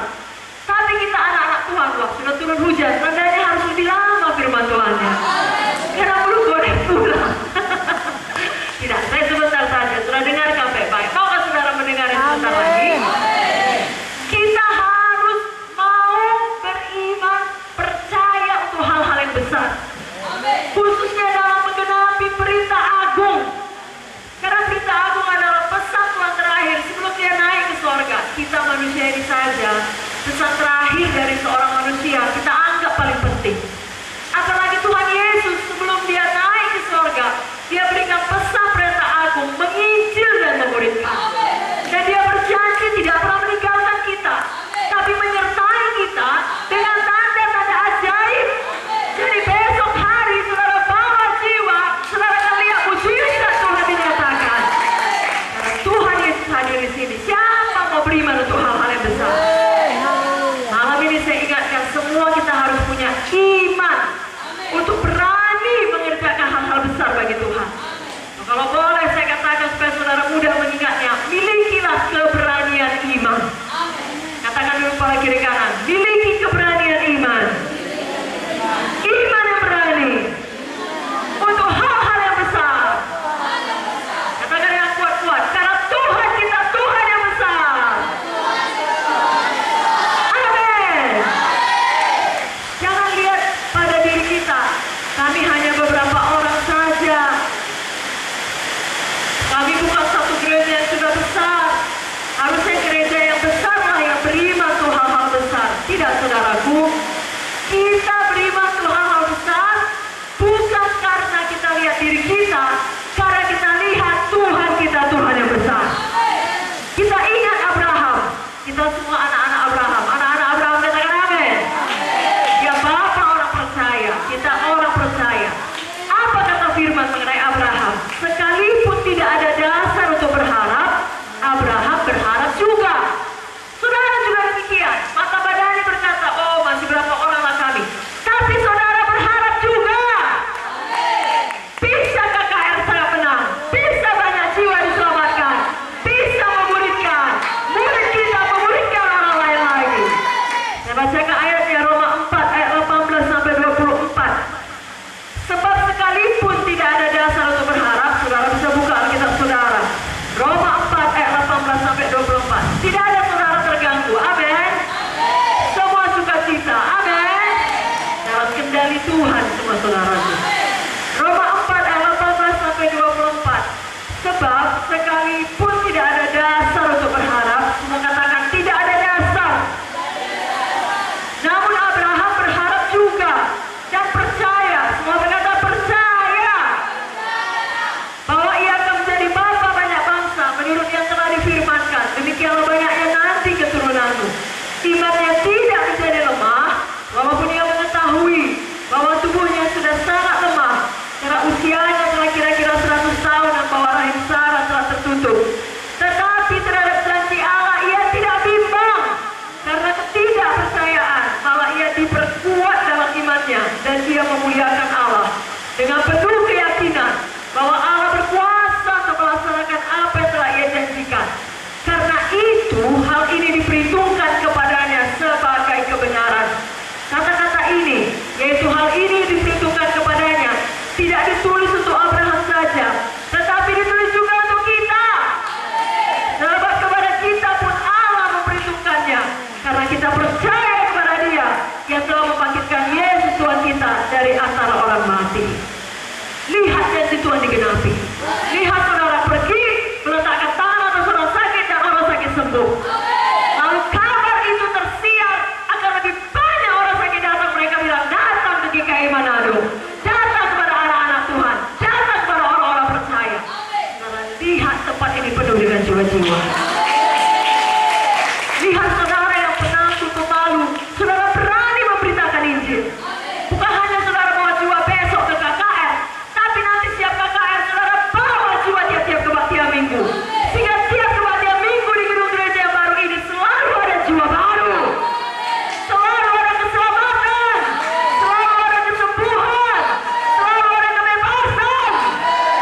lihat sesibuk apapun saudara, seberapa berat masalah saudara, saudara tetap mampu berbuah bagi Tuhan. Dan dimanapun Tuhan meletakkan saudara, saudara lihat bahwasanya itu tidak ada yang kebetulan. Tuhan mau saudara jadi terang, jadi saksi, jadi garam di tempat tersebut. Kenapa? Tuhan punya panggilan yang besar dalam hidup saudara. Namun kerap kali anak-anak Tuhan lupa akan panggilan Tuhan ini. Dia hanya kepengen untuk dirinya saja. Berkat, ya untuk dirinya. Tahukah saudara, kita diberkati untuk memberkati. Dan berkat yang terbesar adalah keselamatan jiwa kita. Mari kita kabarkan kepada sebanyak-banyaknya orang. Kalaupun ada tantangan, kalaupun ada situasi yang sulit, saudara punya keberanian iman. Ada seorang di dalam Alkitab yang kita mau baca ayatnya. Dia berada di tengah situasi yang sulit, di mana mayoritas orang, artinya kebanyakan orang tidak setuju dengan dia. Tapi dia tidak mau menyerah, dia tidak mau berhenti, dia tetap percaya, dia tetap kerjakan apa kata Tuhan. Namanya Kaleb. Dia punya teman namanya Joshua. Suatu hari Musa mengutus 12 pengintai untuk mengintai tanah perjanjian. Tetapi dari 12 pengintai, 10 orang membawa kabar negatif. Saudara tahu ceritanya? Hanya 2 orang, Kaleb dan Joshua, yang tetap percaya.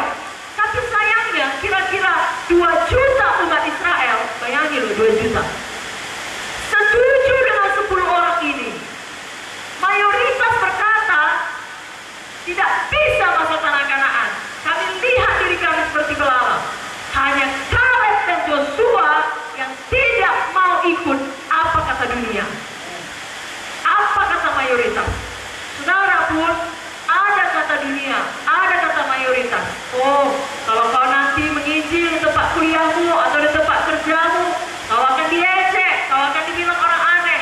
Sudah, tutup saja mulutmu. Saudaraku, walaupun Kaleb dan Joshua ditentang oleh 2 juta umat Israel, maka Alkitab mengatakan mereka mau dilempari dengan batu, mereka mau dibunuh, mereka tetap percaya dan beriman karena mereka tahu hanya mereka dengan Tuhan itulah golongan mayoritas yang sebenarnya.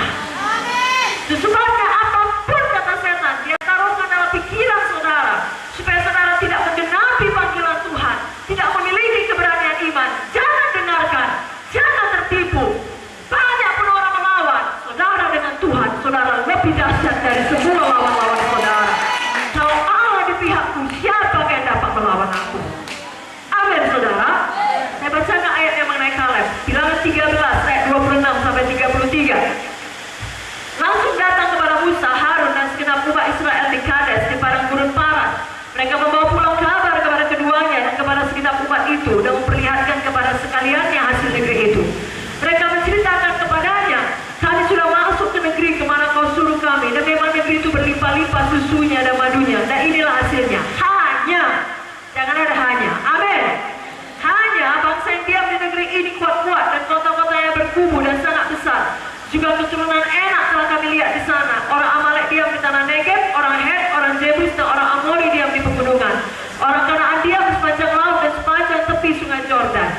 Kita pun jangan begitu saudaraku. Maunya aku menginjil, maunya aku memberikan. Hanya aku sibuk kali. Hanya itu sama dengan tetapi. Kalau udah dibuat tetapi, yang di awal membatalkan semuanya. Gara-gara ada tetapi. Bayangkanlah seorang pemuda, oh mau mengajak seorang gadis untuk berpacaran dengan dia, menjadi kekasihnya. Lalu gadis ini menjawab, memang abang dibanding semua pemuda di gereja ini paling ganteng, paling kaya, pekerjaan abang pun paling bagus. Tuaku itu bang, hanya aku tidak suka sama abang. Walau gunanya dipuji tadi. Aku tidak usah dibilang dia paling ganteng, tapi aku mau bang, kan begitu? Demikian juga kita, jangan ada hanya. Tuhan mengatakan bahwasanya kita gerejanya, kita tubuhnya, kita perlu melakukan perintah agung, maka kita katakan, ya Tuhan, ini aku, utuslah aku. Apapun tantangannya, Tuhan bersama kita jauh lebih besar dari semuanya itu. Akan tetap ada orang-orang yang melawan, artinya akan tetap ada suara-suara negatif saat kita mempraktekkan keberanian iman. Bahkan saat kita mulai pergi bersaksi dan menginjil, saat kita mulai banyak berkorban waktu, yang berkorban uang, berkorban tenaga untuk memulihkan jiwa-jiwa, mengunjungi jiwa-jiwa, akan banyak suara negatif. Tapi jangan saudara menyerah, jangan saudara berhenti.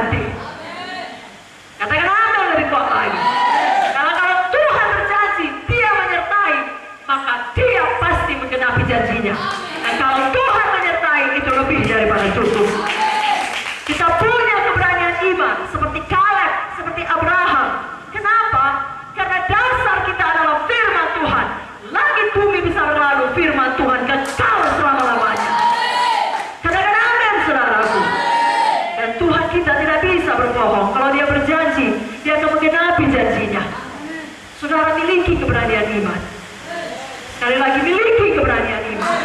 Yang tidak tahu apa yang akan terjadi di masa yang akan datang, tapi kalaupun akan ada masa kesusahan yang melanda hidup saudara karena saudara melakukan perintah agung, tetaplah beriman. Kalau ingat kisah Sadrak, Mesak, Abednego, mereka mau dilemparkan ke dalam nyala api karena percaya kepada Tuhan, tapi mereka tidak menyangkal Tuhan. Saudara pun jangan pernah menyangkal Tuhan. Jangan pernah berdiam diri. Jangan pernah tutup mulut, tidak berani bersaksi. Saudara, ketika dan Sadrak, Mesak, Abednego dan yang tidak ikut saudaraku mau dimasukkan ke dalam dapur api yang menyala, demikianlah marahnya raja, dikatakan panaskan sampai 7 kali daripada biasanya. Orang yang melempar mereka pun mati. Tapi apa kata mereka? Tuhan kami sanggup melepaskan kami. Memperhatikan baik-baik. Begitulah dia percayanya kepada Tuhan. Begitulah dia mempercayai hidupnya. Dia berkata, kalaupun tidak, kami tidak akan sujud menyembah. Kami akan tetap percaya pada Tuhan. Begitulah keberanian iman kita. Amin, saudaraku.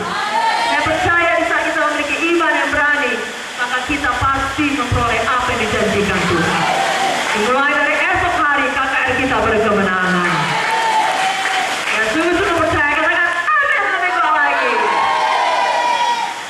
Namun yang kedua, saudara, malam ini yang terakhir saya mau sampaikan, selain keberanian iman atau iman yang berani, miliki juga iman yang tekun atau ketekunan iman. Dari hidup Kaleb kita lihat, bukan hanya dia berani berdiri berdua dengan Yosua menentang 2 juta umat Israel, tapi dia juga bertekun di dalam imannya. Dia setia terus di dalam imannya mengerjakan panggilan Tuhan. Mengapa? Karena dia tahu kalau Tuhan berjanji, Tuhan menggenapi. Dan pada akhirnya Kaleb memperoleh apa yang dijanjikan Tuhan kepadanya. Saya bacakan Yosua 14 ayat 7 sampai ayat 15. Yosua 14 ayat 7 sampai 15. Aku berumur 40 tahun ketika aku disuruh Musa hamba Tuhan itu dari Kades Barnea untuk mengintai negeri ini, dan aku pulang membawa kabar kepadanya sejujur-jujurnya. Sedang saudara-saudaraku yang bersama-sama pergi ke sana dengan aku membuat tawar hati bangsa itu. Aku tetap mengikuti Tuhan Allahku dengan sepenuh hati.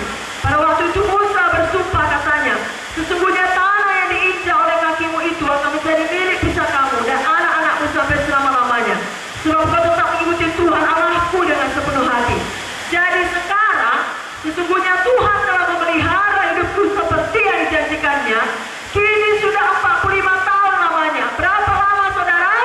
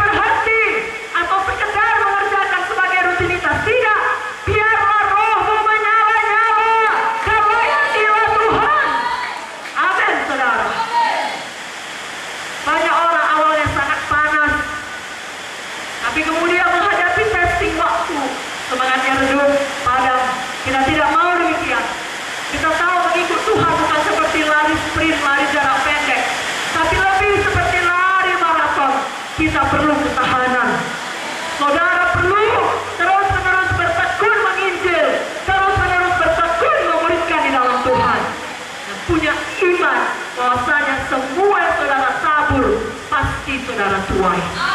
Setiap firman di dalam penginjilan, di dalam perkunjungan, tidak ada yang kembali dengan sia-sia. Tidak ada yang kembali dengan kosong. Betul kalau saudara melakukannya, penderitaan datang, aniaya datang, persoalan datang, tapi tidak dapat tiada, Tuhan pasti menolong saudara. Karena dia lebih besar dari semuanya tantangan ataupun masalah-masalah yang akan kita hadapi.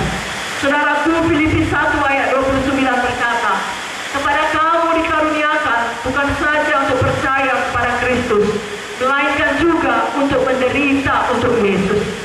Jadi jangan heran kalau ada penderitaan. Jangan gara-gara ada penderitaan, aku udah menginjil, aku udah berkorban, aku udah bawa jiwa, kok justru aku kecelakaan, kok justru aku tabrakan, kok justru bisnisku menurun, kok anakku sakit.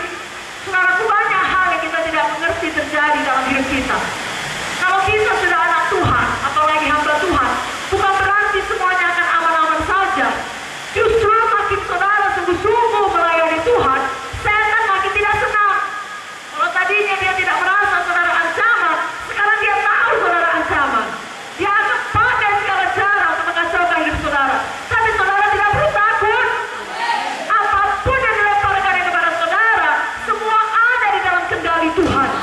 Tidak bisa melewati itu, tidak melampaui kekuatan kita. Saya tidak perlu lama-lama bingung atau tertekan, lalu tawar hati, berhati. Tidak, miliki ketekunan iman seperti Kaleb. Apapun yang sedang ku alami, aku pasti menang. Tuhan akan menolongku. Amin, saudara. 1 Tesalonika 3 ayat 2 berkata, ayat 3 saya bacakan langsung, supaya jangan ada orang yang goyah imannya karena kesusahan ini. Kamu sendiri tahu bahwa kita ditentukan untuk itu. Kalau 2 Timotius 3 ayat 12 berkata, semua orang yang mau hidup beribadah dalam Kristus Yesus akan menderita aniaya.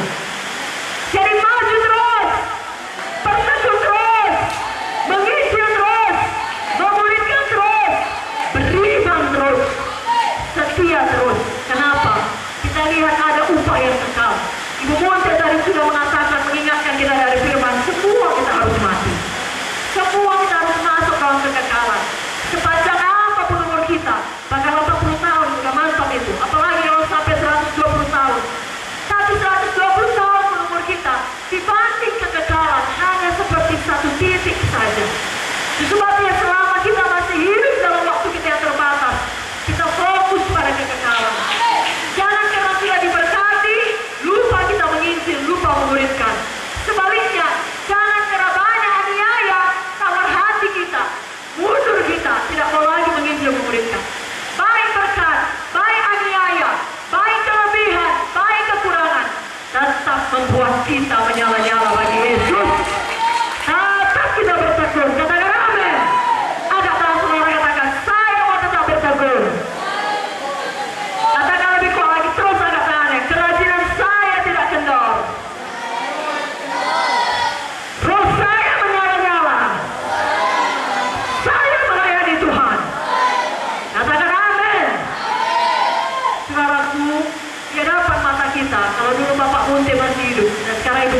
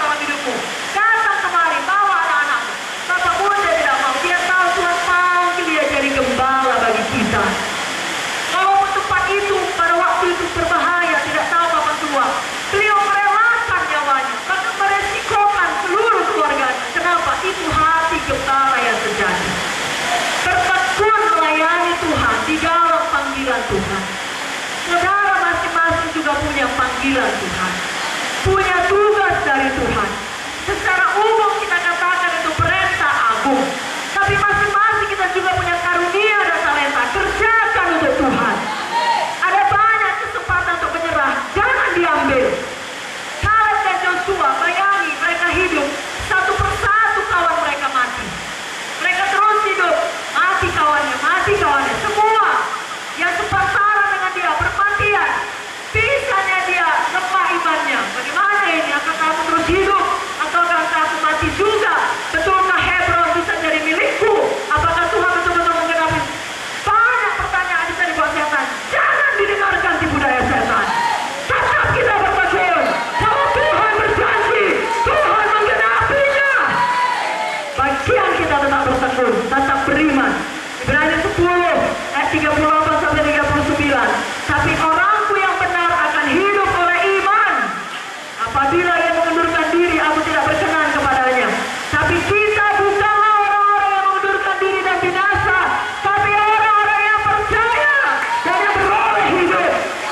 Amin, saudaraku. Jadi jangan pernah ucapkan perkataan yang bertentangan dengan firman, yang bertentangan dengan iman. Ucapkan selalu kemenangan. Besok KKR berhasil. Kami bisa memenangkan jiwa. Kami bisa memulihkan jiwa. Tempat ini akan penuh dengan jiwa-jiwa. Kalau saudara punya keberanian iman, saudara punya ketekunan iman, maka pada akhirnya saudara akan sampai pada kemenangan iman. Sama seperti Kaleb, dia sampai kepada Hebron. Dia tahu di Hebron ada raksasa, dia hadapi dengan berani. 45 tahun dia menunggu, dia tetap tekun, maka dia sampai pada kemenangan iman. Apa nama gereja kita, saudaraku? Gereja Kemenangan Iman Indonesia. Inilah kemenangan yang mengalahkan dunia. Apa itu? Iman kita.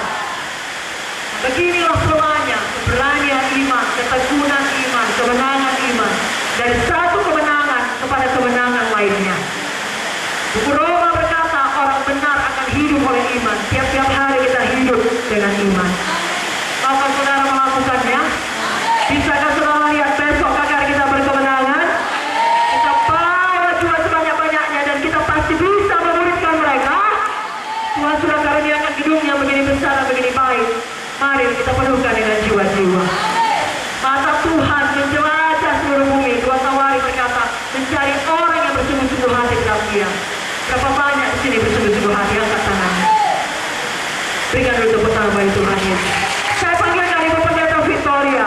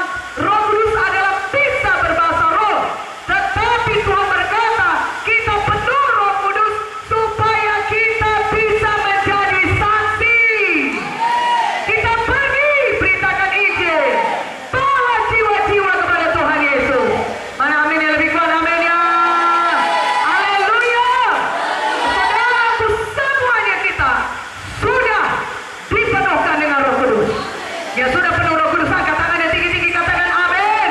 Berikan kemuliaan bagi nama Tuhan. Haleluya. Jadi kuasa itu sudah ada pada saudara. Coba angkat tangan kita, katakan kuasa Roh Kudus yang menyangkutkan saya menjadi saksi yang berkuasa sudah ada pada saya. Terima kasih Tuhan.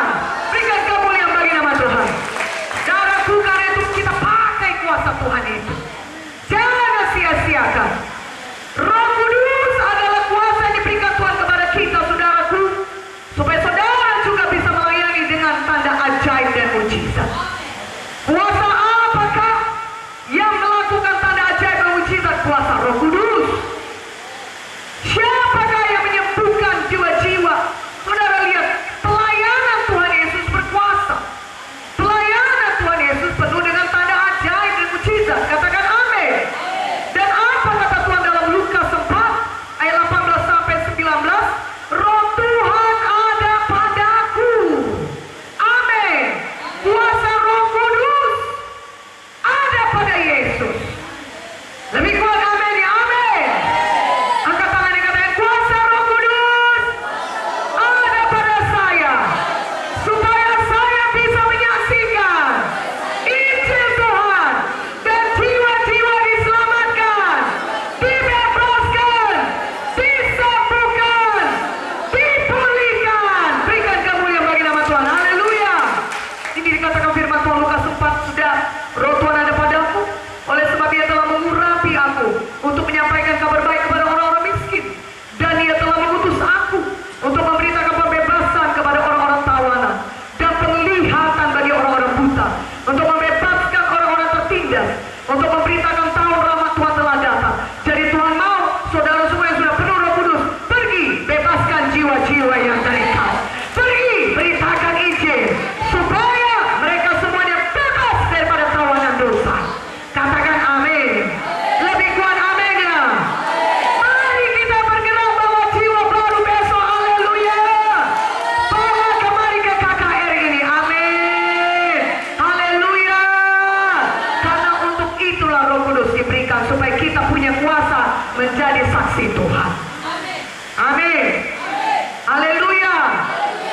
Saudaraku, dikatakan kisah 10 ayat 38. Ini pelayanan Tuhan Yesus penuh dengan kuasa, penuh dengan tanda ajaib dan mujizat.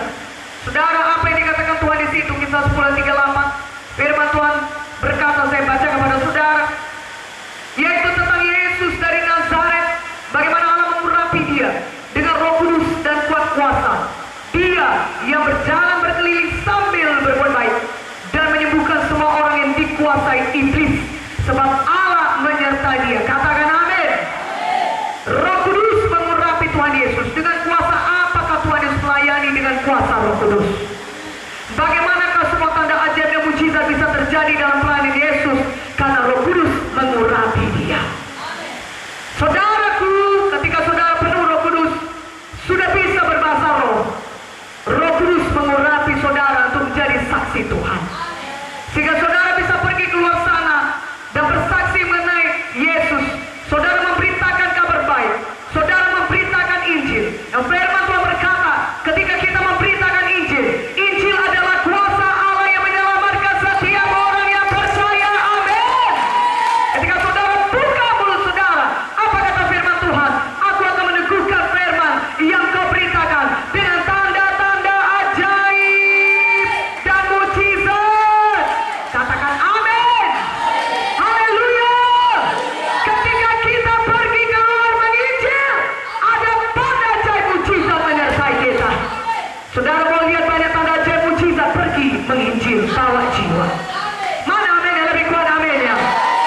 Haleluya. Maka hidup kita akan sangat menggairahkan. Apalagi karena kita tahu kita melakukan kehendak Tuhan. Itu hatinya Tuhan, supaya sebanyak-banyaknya jiwa diselamatkan. Saudaraku, tadi firman Tuhan berkata, kita diciptakan Tuhan supaya kita menjadi serupa, segambar dengan Tuhan. Hati Tuhan itu adalah hati yang tergerak oleh belas kasihan. Saudaraku, ketika Tuhan melihat orang-orang di luar sana belum mengenal Dia, ya, sehingga tidak bisa ya masuk ke sorga, terhilang kasihan. Saudara, kasih Yesus sudah dicurahkan dalam hati saudara. Belas kasihan daripada Tuhan sudah ada pada saudara. Mari kita pergi keluar. Mari kita hidup seperti Yesus. Sama seperti Yesus suka berkorban. Sama seperti Yesus mengasihi. Sama seperti Yesus rela berkorban supaya kita semua selamat. Kita juga seperti Dia. Kita rela berkorban supaya jiwa-jiwa dapat diselamatkan. Berikan kemuliaan bagi nama Yesus. Haleluya. Kita rela berkorban apa saja. Amin. 1 Yohanes 3 ayat 16. Berkorban apakah? Berkorban tenaga, berkorban waktu, ya berkorban uang, berkorban apa saja saudara, supaya jiwa-jiwa boleh datang ke KKR besok, sehingga mereka bisa mendengar Injil Tuhan dan mereka bisa diselamatkan. Haleluya. Mujizat yang terbesar tetap keselamatan jiwa. Katakan amin. Apa gunanya seorang memperoleh seluruh dunia tapi jiwanya binasa? Tidak ada gunanya. Kehilangan pekerjaan bukan kehilangan yang besar.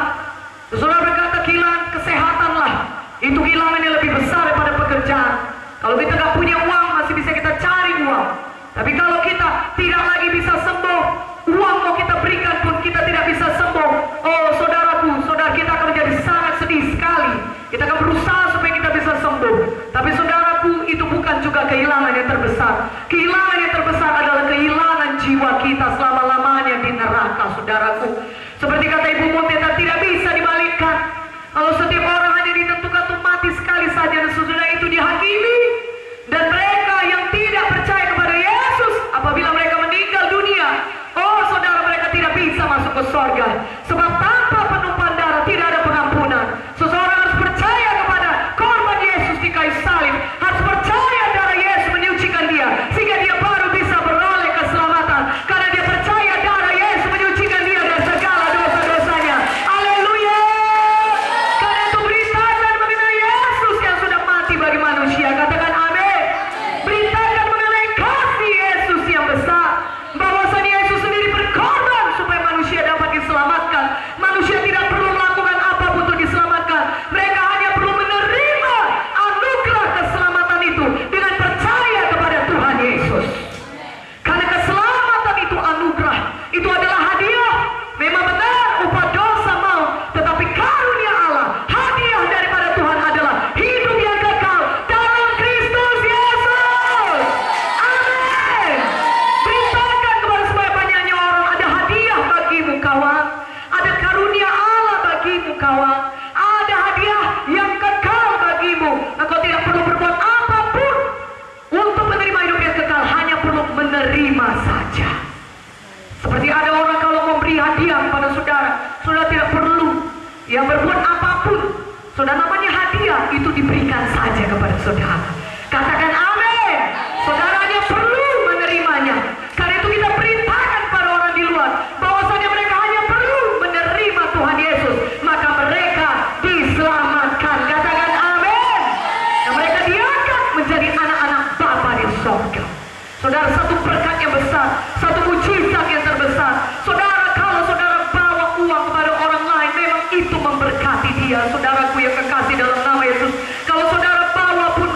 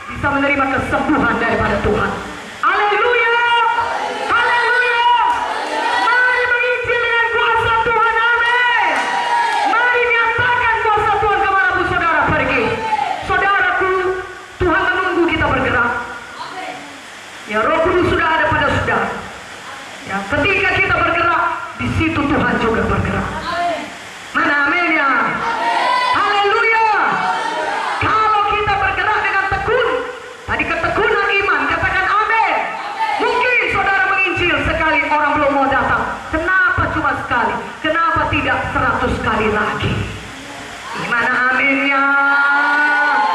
Lebih kuat aminnya. Haleluya. Bertekun, amin. Terus menginjil. Kalau saudara punya ketekunan iman, saudara akan menetapkan hati seperti ini. Aku tidak akan ke KKR besok kalau engkau tidak kasih jiwa, Tuhan. Aku akan menginjil seluruh kota Manado ini sampai aku dapat jiwa. Aku pergi KKR. Kalau saudara punya ketetapan hati begitu, Tuhan lihat kesungguhan hati saudara, Tuhan lihat tindakan saudara, Tuhan akan melimpahkan kuasa-Nya dalam hidup saudara. Mana amin yang lebih kuat? Amin ya, amin. Saudara akan berkata, keliling kota Manado, aku akan bagikan teratas, aku akan ajak jiwa. Satu orang mungkin belum mau, dua orang mungkin belum mau, tidak apa-apa. Aku percaya firman Tuhan berkata, sebagaimana imanmu cari padamu, aku percaya aku cari jiwa sampai dapat, pasti aku dapat jiwa di bawah besok. Lebih kuat amin, lebih kuat amin, lebih kuat amin. Haleluya. Berikan kemuliaan bagi nama Tuhan. Haleluya. Haleluya. Saudara, Tuhan lihat hati kita. Ketika kita membuktikan kepada Tuhan kita sungguh-sungguh, apa firman Tuhan berkata 2 Tawarik 16:9a, Tuhan melimpahkan kuasa-Nya. Mana amin ya? Mana amin ya? Beriman bisa dapat jiwa besok. Bertindak dengan iman, amin. Pergi, berjalan, bawa teratas, ajak orang, jemput orang, berkorban. Kita percaya ketika kita bertindak dengan iman, pasti Tuhan akan menyertai. Tuhan akan memberikan keberhasilan. Amin. Haleluya. Saudaraku yang kekasih, biarlah nanti bukan minggu depan, tahun depan, katakanlah, bagi Bapak Pendeta dan semua akan berkata kepada Ibu Gembala kita, wah Ibu Muti ada persoalan yang gawat. Apa itu persoalannya? Gereja kita, gedung gereja kita tidak muat lagi. Haleluya. Haleluya. Oh, katakan haleluya. Ya, itu persoalan yang baik. Amin. Ya, walaupun sudah diadakan sampai 4 kali kebaktian tiap minggu, tapi penuh sesat. Itu persoalan yang sangat baik. Mari kita kejar itu, saudaraku. Kita lihat dengan iman, kita bertindak dengan iman. Jadi kepada kita sebagaimana iman kita. Luar mana amin yang lebih kuat, amin ya. Haleluya. Tidak ada yang mustahil bagi kita yang beriman. Oh, kurang kuat amin ya. Tidak ada yang mustahil bagi kita yang beriman. Amin. Saudaraku, Tuhan bisa menciptakan dari tidak ada menjadi ada. Katakan amin. Biarlah kuasa Tuhan nyata di tempat ini, di gereja ini, sehingga orang-orang seperti di dalam Kisah Para Rasul tertulis banyak di firman Tuhan, sehingga orang yang mendengar dan mengalami mujizat Tuhan, mereka akan membawa jiwa-jiwa lagi yang lain masuk ke gereja ini, dan orang-orang akan memberitakan mengenai ada kuasa Tuhan di gereja ini. Mana amin yang lebih kuat, amin. Haleluya. Dengan demikian Tuhan akan dipermuliakan dan Tuhan akan menarik jiwa-jiwa datang kepada. Berikan kemuliaan bagi nama Tuhan. Saudara baca bagaimana di Kisah Para Rasul. Ya, setelah murid-murid rasul-rasul Tuhan dipenuhkan dengan Roh Kudus, mereka berbahasa roh. Tapi setelah mereka berbahasa roh, mereka tidak berhenti di situ. Mereka bertindak. Petrus bangun bangkit. Apa yang dilakukan Petrus? Dia beritakan firman Tuhan. Mana amin yang lebih kuat, amin. Ya, dia beritakan firman kepada ribuan orang yang ada berkumpul datang ke Yerusalem pada waktu itu, karena itu hari Pentakosta. Dari orang yang seluruh dunia datang, begitu banyak orang berkumpul di situ. Dia bangun bangkit. Petrus yang tadinya, saudaraku, pemalu, tidak berani menghadapi daya-daya, itu satu hal yang Roh Kudus lakukan bagi saudara. Walaupun mungkin sudah berkata kepribadian saya adalah apa istilahnya, saya tidak tahu, introvert atau apa, ya tidak bisa berbicara depan orang banyak. Soalnya mungkin berkata, kalau saya disuruh berpidato, saya akan berkata, udahlah pilih orang lain. Kalau saya disuruh memimpin satu acara ulang tahun, orang lain aja lah, saya tidak mau. Mungkin orang saudara demikian orangnya. Tapi tahukah saudara, kalau Roh Kudus turun kata saudara, saudara diubahkan menjadi manusia yang lain. Katakan amin. Lebih kuat amin ya, lebih kuat amin ya. Haleluya. Haleluya. Saudara akan jadi berani. Perkataan saudara akan berkuasa.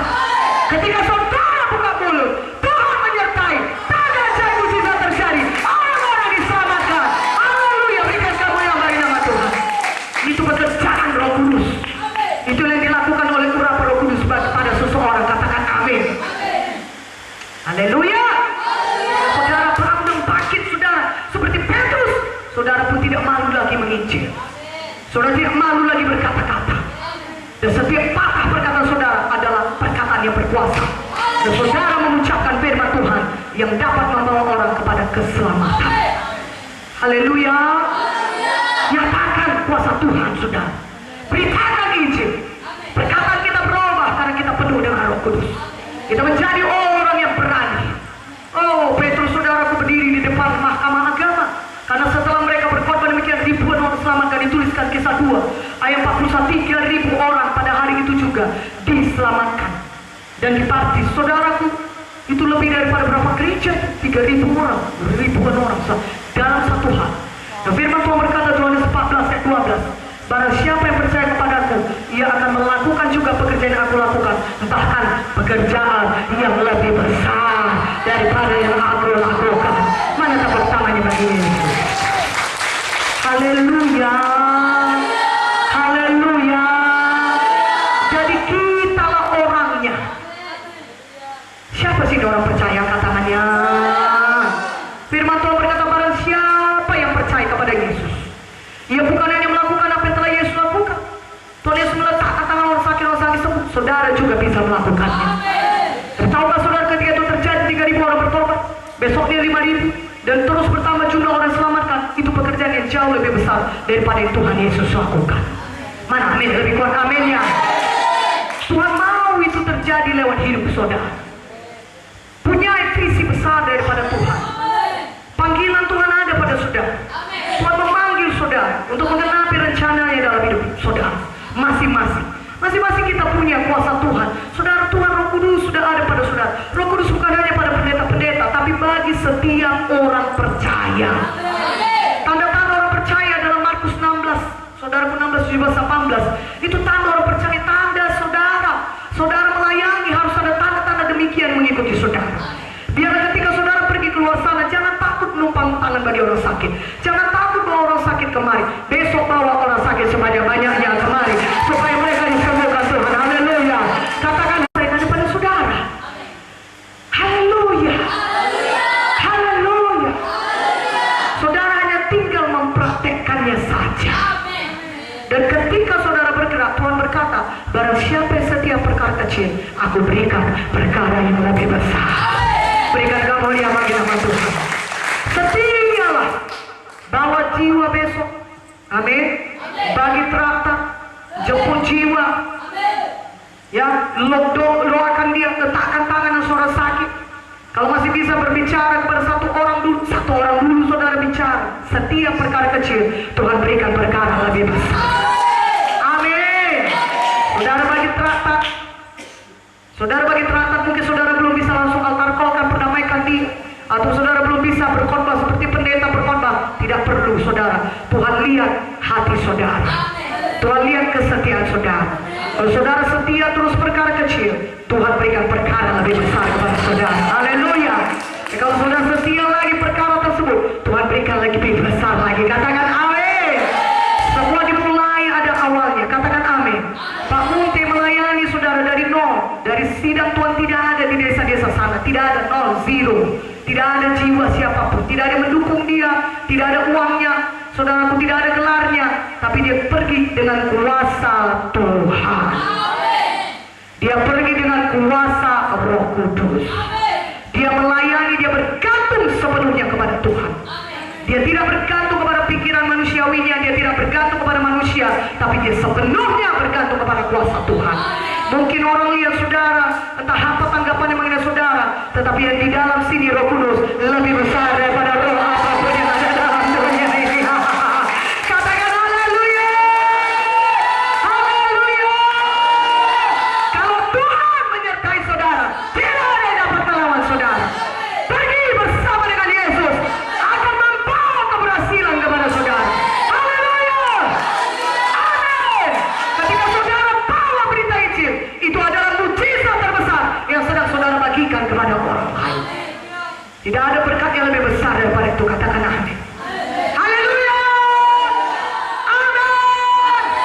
Mari kita pergi, kita nyatakan kuasa Tuhan. Mari kita bawa jiwa sebanyak-banyaknya ke dalam rumah Tuhan besok di KKR. Haleluya. Dan untuk itu saudara, kita harus penuh dengan Roh Kudus. Kita harus selalu bergantung kepada Roh Kudus. Kita harus bergerak dalam pimpinan Roh Kudus. Kita harus mau patuh kepada Roh Kudus. Kita harus mau bersekutu intim dengan Roh Kudus. Bila pada hari Roh Kudus memenuhkan saudara kembali, dan ketika dia memenuhkan saudara, saudara akan menjadi manusia yang lain, yaitu manusia yang penuh dengan kuasa Tuhan, penuh dengan keberanian, penuh dengan kasih Tuhan, penuh dengan kemenangan, penuh saudara dengan zikir, dengan semangat yang menyala-nyala. Katakan amin. Apakah saudara siap penuh Roh Kudus? Amin. Mari kita bangkit berdiri. Mari kita bangkit berdiri. Kita semuanya penuh dengan Roh Kudus. Kita semuanya sungguh-sungguh, saudaraku, berdoa. Dan kita penuh Roh Kudus. Kita percaya Tuhan akan memakai kita dengan luar biasa. Saudara, besok saksian kita berkemenangan. Jiwa-jiwa dibawa kepada Tuhan. Jiwa-jiwa dituai bagi Yesus. Saudaraku, tidak ada yang terkecuali. Mari kita semuanya penuh Roh Kudus pada hari ini.